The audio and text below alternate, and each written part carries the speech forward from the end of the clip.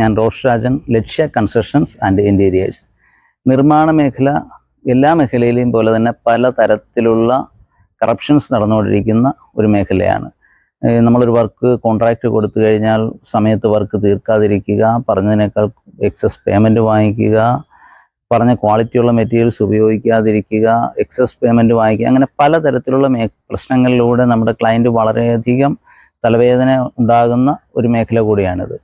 അപ്പോൾ അതിൽ നിന്നും നമുക്ക് ഒരു പരിധി വരെ രക്ഷപ്പെടണമെങ്കിൽ നമ്മൾ ഏത് കോൺട്രാക്ടർക്കാണോ വർക്ക് നൽകാൻ ഉദ്ദേശിക്കുന്നത് അവർ ഹാൻഡ് ഓവർ ചെയ്തിട്ടുള്ള വർക്കുകൾ നമ്മൾ പോയി കാണേണ്ടതുണ്ട്.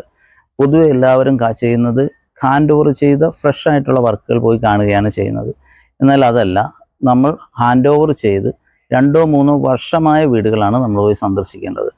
അങ്ങനെ സന്ദർശിച്ച് കഴിയുമ്പോൾ ആഫ്റ്റർ ഹാൻഡ് ഓവറിങ് ആ വർക്കിൽ എന്തൊക്കെ പ്രശ്നങ്ങളാണ് അവർക്ക് നേരിടേണ്ടി വന്നോ, അവർക്ക് കിട്ടിയ ക്വാളിറ്റി പ്രൊഡക്റ്റ് ആണോ എന്നുള്ള കാര്യങ്ങളൊക്കെ നമുക്ക് മനസ്സിലാകണമെന്നുണ്ടെങ്കിൽ ഹാൻഡ് ഓവർ ചെയ്ത് മിനിമം 1 വർഷമെങ്കിലും കഴിഞ്ഞ സൈറ്റുകൾ നമ്മൾ പോയി സന്ദർശിക്കുന്നതായിരിക്കും ഏറ്റവും ബെറ്റർ.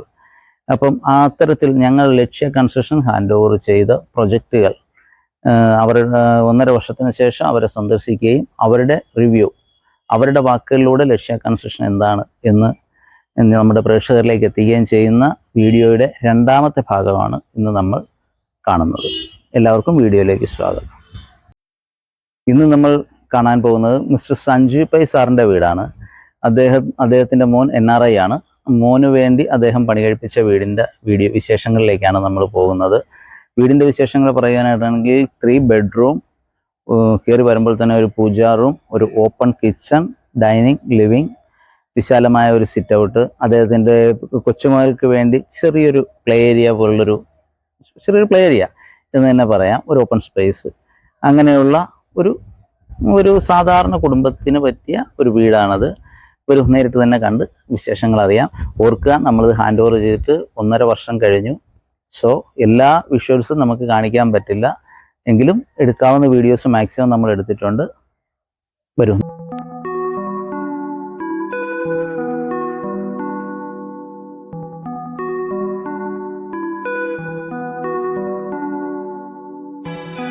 ലക്ഷ്യയിൽ വരാൻ കാരണം എന്താണെന്ന് പറഞ്ഞാൽ ഈ വാർഡിൽ തന്നെ ലക്ഷ്യ ഒരു 5-6 വീട് പണിതിട്ടുണ്ട്. അതിൽ ഒരു 3 സെൻറ്റിൽ 4 ഫ്ലാറ്റ്.